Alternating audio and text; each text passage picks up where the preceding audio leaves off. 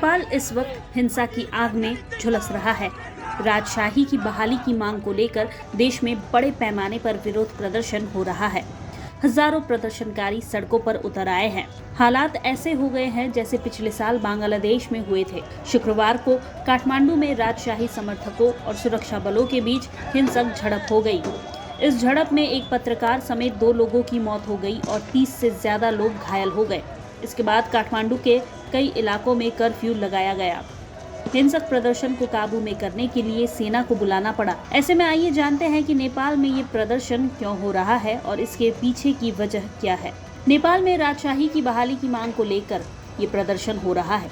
देश की राजनीतिक व्यवस्था के प्रति बढ़ते असंतोष की वजह से लोग सड़कों पर हैं। नेपाल में 2008 में राजशाही शासन का खात्मा हुआ था। तब से यहाँ 13 अलग अलग सरकारें बनी हैं। इन सरकारों से नेपाली हताश और निराश है। इसके लिए वो भ्रष्टाचार, आर्थिक संघर्ष और अस्थिरता को जिम्मेदार ठहराते हैं। यही वजह है कि नेपाल में एक बार फिर से राजशाही की वापसी की मांग उठने लगी है। राजशाही समर्थक नेपाल के पूर्व राजा ज्ञानेन्द्र शाह की बहाली की मांग कर रहे हैं।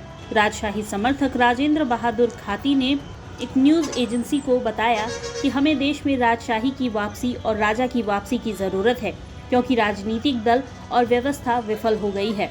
राजशाही की बहाली की मांग करने वाले हजारों राजभक्त राष्ट्रीय ध्वज और ज्ञानेन्द्र शाह की तस्वीरें लेकर राजा आओ देश बचाओ भ्रष्ट सरकार मुर्दाबाद जैसे नारे लगा रहे हैं।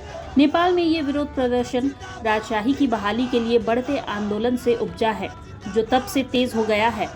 नेपाल के पूर्व राजा ज्ञानेन्द्र शाह ने 19 फरवरी को लोकतंत्र दिवस संदेश में अपने समर्थकों से उनके पीछे रैली करने का आग्रह किया था। राजशाही समर्थकों ने तब से कई प्रदर्शन किए हैं, जिसमें 9 मार्च को एक बड़ी रैली भी शामिल है, जब शाह नेपाल भर में धार्मिक यात्राओं से लौटे थे। इस दौरान हजारों समर्थकों ने तब त्रिभुवन इंटरनेशनल एयरपोर्ट के एंट्री गेट को अवरुद्ध कर दिया था, जिससे परिचालन बाधित हुआ था। नेपाल में हिंसक प्रदर्शन को लेकर प्रधानमंत्री केपी ओली ने कैबिनेट की इमरजेंसी बैठक बुलाई। उन्होंने हिंसा के लिए आयोजकों को जिम्मेदार ठहराया। उन्होंने कहा कि कानून का उल्लंघन करने वालों पर कार्रवाई की जाएगी। विरोध तब बढ़ गया जब प्रदर्शनकारियों ने पुलिस बैरिकेड्स तोड़ने का प्रयास किया। सुरक्षा बलों ने भीड़ को तितर-बितर करने के लिए आंसू गैस के गोले भी छोड़े। प्रभातखबर.com, विश्वास वही, रफ्तार नहीं।